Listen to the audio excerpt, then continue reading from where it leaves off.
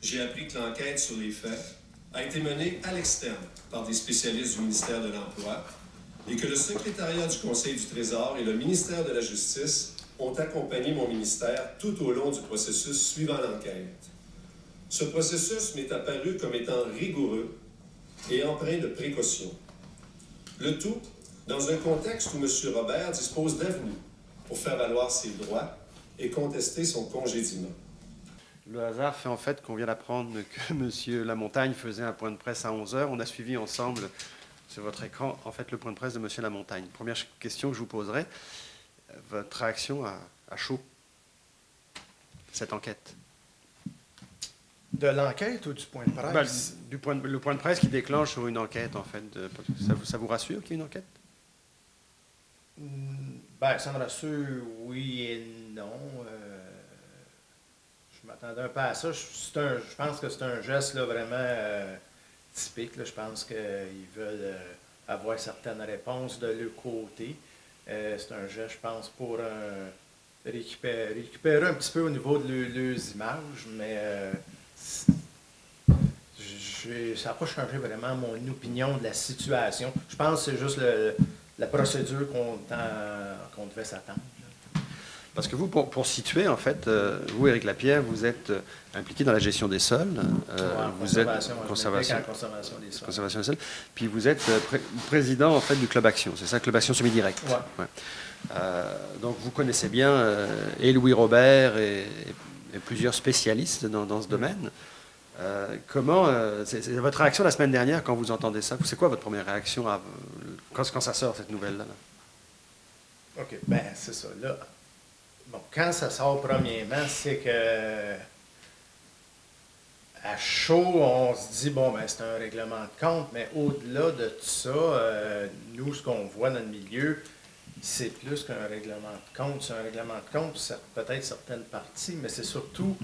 Mais règlement de compte entre qui et qui? Mais c'est plus qu'un règlement de compte, c'est plus un consensus de l'industrie pour se débarrasser d'une roche dans le bottine. Okay? Louis Robert et tous les Louis Robert que nous avons présentement dans le milieu constituent une roche dans les bottines de l'industrie de par le discours, de par le recherche. Bon, Louis a levé des drapeaux, puis c'est ça qu'on a vu la semaine passée. A levé un drapeau, puis c'est un drapeau, entre autres, il faisait part là, des recherches, là, de l'ingérence de recherche du sérum, mais la semaine passée, ce qui est arrivé, c'est plus populiste. Là, on a vu tout le monde débarquer sur la place publique, déchirer le chemise, parce que là, il y avait des mots, des gros mots, là, il y avait les mots pesticides, il y avait le mot recherche, ingérence, agronome, industrie.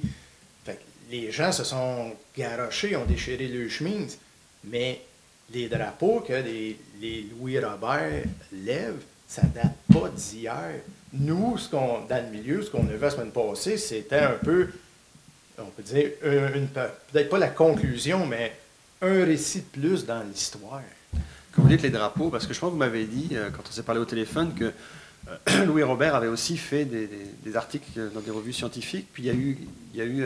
c'est pas les premiers. Dans le fond, Louis Robert, puis j'aime beaucoup dire les autres Louis de la province, là, surtout Louis et Gilles Tremblay, parce qu'on les connaît publiquement présentement, ont basé leur vie à faire de la recherche principalement sur la fertilisation. Puis, à peu près dans toutes leurs recherches, on démontre qu'on surfertilise. Puis qu'un sol en santé n'a pas besoin d'avoir ces hauts niveaux de fertilisation pour avoir des rendements économiques supérieurs. Puis est-ce qu'on surfertilise plus au Québec qu'ailleurs dans les autres provinces? Mais définitivement. Il faut faire attention entre surfertiliser et recommandation, là, parce que des fois, le niveau de fertilisation et le niveau de recommandation, c'est différent. Là. On peut bien me recommander là, de manger 10 fruits et légumes, mais ça se peut que je ne les mange pas non plus. Mais les recommandations, ce que Louis a, ou ce que les chercheurs ont une certaine emprise, les recommandations au Québec sont souvent supérieures. Puis c'est des trucs comme ça que, entre autres, M. Robert a levé le drapeau et a clairement démontré. Mais ça, c'est un autre drapeau. Le sérum est un autre drapeau. Il y a eu des recherches qui ont été publiées l'année passée ou il y a 2 ans, là, à peu près, là, des recherches sur la réponse de l'azote dans le maïs. Qui avait été démontré que plus qu'on en mettait, que le maïs répondait jusqu'à des niveaux d'amendement relativement hauts, puis même surprenamment hauts. Qui est quand même surprenant, mais quand on regarde le projet de recherche, on parle de rendement, on parle d'azote, on ne parle pas de santé de sol, on ne parle pas de travail de sol, de type de culture, on parle d'azote, on parle de maïs. Mais c'est là que les chercheurs viennent mettre des bémols et on dit, bon, ben oui, mais les oui, mais. Puis ils ont démontré clairement que la recherche avait peut-être été faite. Là, c'est des domaines que je connais moins, mais peut-être que les protocoles, n'ont peut-être pas respecté tous les protocoles adéquats d'une recherche de cette envergure. Puis, encore là, on levé un drapeau, on a mis la lumière là-dessus que peut-être les protocoles étaient discutables, puis ça a été jugé assez sérieux. Puis ces recherches-là, c'est des trucs qui ont été publiés par des revues là, agronomiques là, américaines sérieuses, qu'eux ont même jugé assez important pour republier les réponses de M. Robert et compagnie, qui est un autre drapeau, mais qui est un drapeau assez majeur. Mais au Québec, ça dérange qui, quand vous dites ça dérange? Ça dérange qui? Quand on dit ça dérange l'industrie, ça dérange... Ça dérange l'industrie. L'industrie, c'est les fabricants, les vendeurs, les détaillants d'engrais. Qui ça dérange que, exemple, M. Louis Robert, par ses recherches, démontre que, exemple, je dis des chiffres de façon très aléatoire, on surfertilise, exemple, juste de 20 kg à l'hectare de trop nos maïs. Sur toute la province, il y a, je ne sais pas, moi, il y a peut-être 300 000 hectares de maïs, peut-être. On fait juste réduire de 20 kilos. Ça va déranger qui? Ça va faire 20 kilos de moins d'azote, de phosphore qu'il va se voir de moins. Ça vient déranger l'industrie de la fertilisation. Mais sur le fond, vous reconnaissez, en fait, je pense que vous faites partie de ces producteurs qui reconnaissent que l'utilisation des pesticides est une réalité, en fait. Parce qu'il y a beaucoup de polarisation en ce moment entre ceux qui sont complètement contre le glyphosate, ceux qui sont pour... Mais en fait, il faut être plus détaillé. Il faut détailler les choses plus en profondeur. Il y a une utilité, en fait, du pesticide. Les glyphosates, tous les produits, c'est un outil. Comme tous les outils, il faut que ça soit utilisé à bon escient. Puisque Louis Robert, les chercheurs démontrent, c'est assez simple, qu'un outil quelconque démontrait à bon escient son utilité, sauf que présentement, il y a de la surreprésentation de ces outils-là pour les surutiliser. Pour en vendre plus. Mais pour en vendre plus, c'est clair. Mais l'industrie, c'est large. Il y a l'industrie là, on parle de pesticides, d'herbicides, mais il y a l'engrais, mais ça va au-delà de ça. Ça va, exemple, l'industrie de toute la machinerie agricole, la surmécanisation. Mais quand on dit, en fait, j'ai entendu une journaliste qui disait est-ce qu'il y a une loi du silence au MAPAC ou qu'est-ce qui fait que quelqu'un comme Louis Robert, dans le fonctionnement actuel du monde agricole, pourrait, vous dites qu'il participe aux événements que vous menez, donc en fait c'est connu, c'est public ce qu'il dit. Qu'est-ce qui ferait en sorte que quand il le dit à l'intérieur du ministère, qu'il y ait un blocage pour que si c'est tant d'intérêt public, un ministère ne peut pas bloquer quelque chose d'intérêt public. C'est parce qu'il y a des pressions des industries. C'est sûr qu'il y a de l'ingérence ou là, à quel niveau... Dans le MAPAC. L'ingérence de l'industrie dans le MAPAC. Ça, je ne sais pas. Je ne sais pas si ça se fait... Ben là, le MAPAC, là, c'est où? Là? Ça se fait-tu au niveau vraiment du MAPAC directement ou ça se fait-tu au niveau des sous-ministres, plus au niveau là, politique, qui est encore le MAPAC, là, ça, je ne sais pas. Mais, tu sais, là, on écoutait la présentation là, de M. Lamontagne. M. Lamontagne, ce que je le connais peu, mais c'est quand même... C'est votre mon député, c'est quand même mon député. J'ai quand même fait mes devoirs avant d'aller voter. J'ai regardé qui se présentait dans mon comté. On aime bien regarder un peu le passé des gens, regarder un peu d'où il vient. Mais tu sais, je veux dire, c'est une personne qui semble a priori compétent. Et compétent en agriculture, je ne sais pas, mais je veux dire, c'est pas le dernier venu, monsieur. Sauf que la machine est encore là. Moi, puis je le pense vraiment, là, moi, je pense que là-dedans, ça a joué ben trop vite. Puis le processus par rapport à M. Louis Robert, là, de sortir la fameuse roche des bottines de l'industrie, est démarré depuis beaucoup plus longtemps que ça, peut-être depuis un an et demi. Puis que là, on a eu une élection cet automne, la machine était déjà en mouvement, un nouveau ministre débarque, puis les sous-ministres, tout ce qui est en dessous sont les mêmes Fait qu'eux arrivent et disent hey, on a un problème, on a un troubleur de fête, il faut s'en débarrasser. Puis je pense que c'est vraiment de même que ça s'est passé. M. Lamontagne ne maîtrise pas ses dossiers, trop nouveau, une recrue au niveau des ministres. Est-ce que le discours, parce que certaines sources nous ont dit aussi, le discours de Lamontagne, depuis qu'il est arrivé en poste le 1er octobre, très ouvert sur justement la diversité agricole, rencontrant toutes sortes de groupes au-delà du syndicat unique reconnu, que ça peut avoir déplu à certaines personnes et que peut-être il y a des gens qui voudraient faire en sorte de le mettre un peu mal à l'aise. Croyez-vous à cette théorie-là? Mais pas depuis qu'il est là. Mais ça, c'est là depuis longtemps. Ça dérange toutes les... Tu sais, même moi je suis un marginaux, là, je travaille différemment. Tous les producteurs, les Jocelyn Bichon de ce monde, tous les producteurs qui travaillent différemment, on est des marginaux.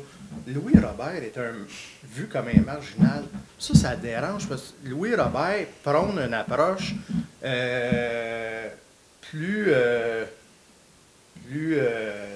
pas plus naturelle, plus écologique, dans le sens de dire, avant de partir, puis de dire, on va surfertiliser, on va vous faire des travaux de sol mécaniques. Prenons le temps, allons voir notre sol, allons prendre le temps d'analyser, puis peut-être la solution se trouve déjà chez nous. Mais ça c'est un peu le rôle du sérum, quand même, qui est financé à 70%. Le sérum, lui, son rôle, c'est de faire la recherche. Le MAPAC, c'est de vulgariser l'information. Mais ça déplaît, ça déplaît à tous les représentants d'engrais chimiques, à tous les représentants de phytoprotection. Les problèmes, exemple, chez Éric Lapierre, il y a un problème, mais la solution, c'était, je ne sais pas, Louis-Robert Desbacs, la solution, prends ta petite pelle, va creuser un peu, vérifie ton sol, puis tu vas te rendre compte, peut-être, change tes rotations, modifie un peu tel truc, puis ça va se mettre à bien aller, tu n'auras pas besoin de surfertiliser. Mon représentant, il n'a rien à tirer de profit là-dedans. Il vient peut-être même de rater une vente. Fait que ça ne fait pas son affaire. Mais les représentants des compagnies sont aussi des agronomes. Donc, en fait, ils ont une responsabilité en tant qu'agronomes. Donc, ils ne vendent pas pour vendre.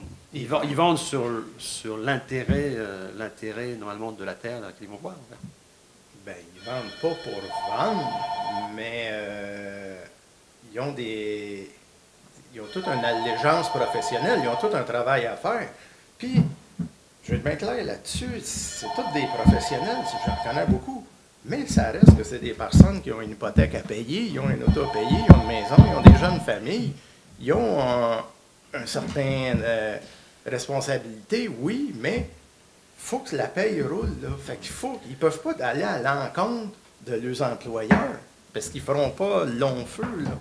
Puis, peut-être pour terminer, quand Michel Duval, le président de l'Ordre des agronomes du Québec, dans l'entrevue qu'il nous a donnée au téléphone, laisse entendre qu'il s'interroge sur le fait que, de la même façon que Laurent Pellerin était président de la Financière agricole et président de l'UPA, qu'aujourd'hui Christian Verbeek est président de PGQ et président du Sérum.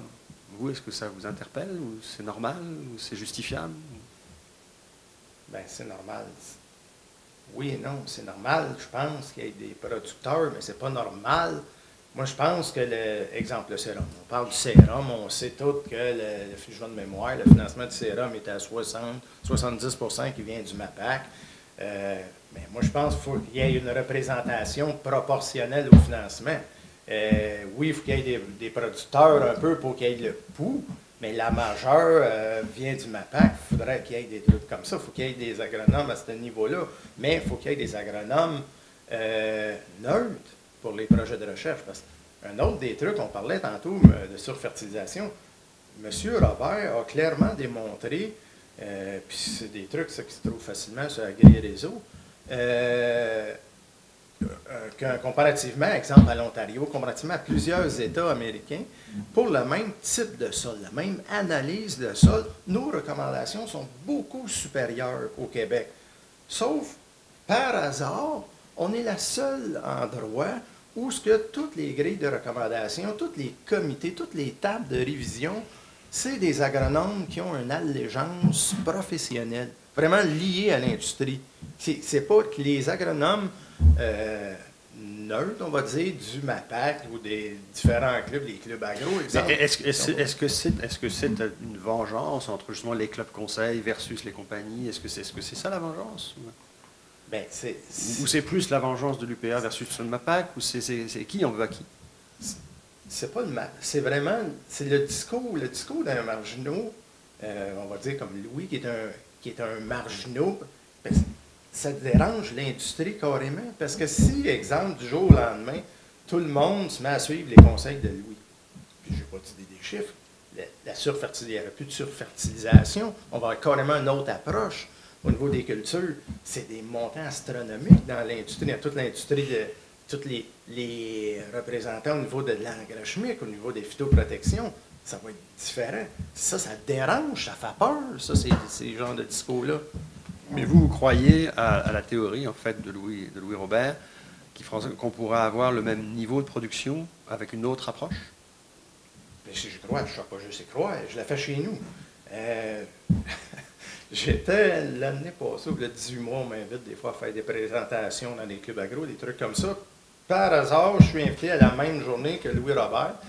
Puis, sans se parler, je le crois souvent, oui, sans se parler, on parle des rendements économiques, l'optimum économique dans la surfertilisation. Moi, j'arrive avec des chiffres sensiblement, puis des trucs que je fais chez nous, à 130 unités d'azote pour mon maïs. Louis parle à des niveaux de 140, dépendamment des régions, dépendamment des sols. Il y en a 150, il y en a 120, mais on est dans ces braquettes-là. Les grilles de fertilisation sont à 170 présentement. Puis Louis se fait bombarder de questions dans la salle, en dire, mais vous faites toujours des tests en diminuant les doses. Pourquoi vous ne faites pas des tests en montant les doses à 200, 300, 350? Qui est un non-sens. Mais Louis se faisait ramasser par le milieu, là, parce que ça dérange. Pourquoi que je pourrais faire le même rendement? Puis du producteur, là, j'essaie de m'imaginer pourquoi il dit ça. Je peux faire la même affaire, je veux juste la surfertiliser un petit peu, tandis que là, l'autre méthode va m'emmener, il va falloir que je change ma méthode que je fais depuis des générations, qui va bien. Pourquoi je changerais ça? Ça marche. Fait que tu me dis, tu vas couper ma surfertilisation, puis là, après ça, mais les discours qu'on entend dans le milieu, mais c'est qu'on va dire, mais là, si tu coupes ta fertilisation, tu vas couper tes revenus. As-tu les moyens de perdre une tonne à l'hectare? Pense-y. Dis-moi, mes produits vont t'assurer ta tonne à l'hectare. Ce que Louis Robert dit, ben, peut-être ça marche, mais on ne le sait pas. As-tu les moyens de la perdre, ta tonne à l'hectare? Pense-y, là. Alors, sur ce, on se rend compte que M. Lamontagne, qui vient de lancer une enquête, donc beaucoup de pain sur la planche comme ministre de l'Agriculture, je vois sur votre polo, c'est écrit « creuser un peu, apprendre beaucoup ». Oui, je choisis. Est-ce que c'est le conseil que vous donneriez à André Lamontagne, creuser un peu, apprendre beaucoup? Bien, définitivement. Puis moi, peut-être je suis naïf aussi. C'est peut-être juste ça le problème aussi. Là. Je suis peut-être juste naïf. Mais j'ose, puis j'aime croire que, puis je pense vraiment, M. Lamontagne, c'est pas un pied de céleri. Là, je veux dire, il a une expérience de vie, mais la machine derrière lui... Mais on est conscient quand même que l'industrie, ce qu'on appelle l'industrie, donc des pesticides et tout ce qui va autour, fait quand même partie de la vie économique aussi du Québec et du Canada. Il fait partie de la vie économique, puis je pense, justement, puis c'est correct aussi. Sauf que dans la vie, je pense sincèrement que ça prend un équilibre. Il faut vraiment qu'il y ait un équilibre entre... Puis là, présentement, il y a un déséquilibre au niveau du pouvoir de force de ce qui semble être une industrie qui est liée à une allégeance professionnelle versus un service conseil neutre. Puis le rapport de force n'est pas le même. Puis on le voit très bien. Présentement, puis vous pourriez vérifier, là, mais moi je me trompe, c'est la révision des grilles de fertilisation pour l'engrais chimique. Il n'y a pas personne, à ma connaissance, du MAPAC ou très peu. Louis Robert, bon, on le sait, a été écarté. Je pense que M. Tremblay a été écarté. Il y a les jeunes de l'Université Laval se sont retirés. C'est qui reste autour de cette table-là? C'est des gens qui sont occupés par des conseillers ou des agronomes qui ont une allégeance. Puis plus chronique que ça, je trouve le problème, c'est que l'Ordre des agronomes banalise ça. L'Ordre des agronomes devrait intervenir, mais c'est banalisé. Selon eux, il n'y a pas de problème. Moi, j'en vois un, mais encore là, je reviens, je suis peut-être naïf, là. Mais il y a un sérieux problème à ce niveau-là. Fait que moi, ce qui m'inquiète, je ne suis pas inquiet si je m'implique dans des trucs, les gens qui viennent au colloque Santé des sols, en même temps, notre journée de plan de couverture, il y a les gens qui s'informent vont avoir une opinion relativement externe de ça. Mais il y a beaucoup de gens qui, faute de temps, peu importe les raisons, ne suivent pas le débat. On va arriver ce printemps avec des recommandations, ou l'an prochain, je ne sais pas quand, avec des recommandations ou une nouvelle grille de fertilisation qui a été pensée par du monde qui ont une allégeance professionnelle de l'industrie, qui va être forcément biaisé, puis que personne. Puis que là, on va avoir le problème des gens qui ont dans un service neutre vont être obligés d'appliquer quelque chose à ce niveau-là.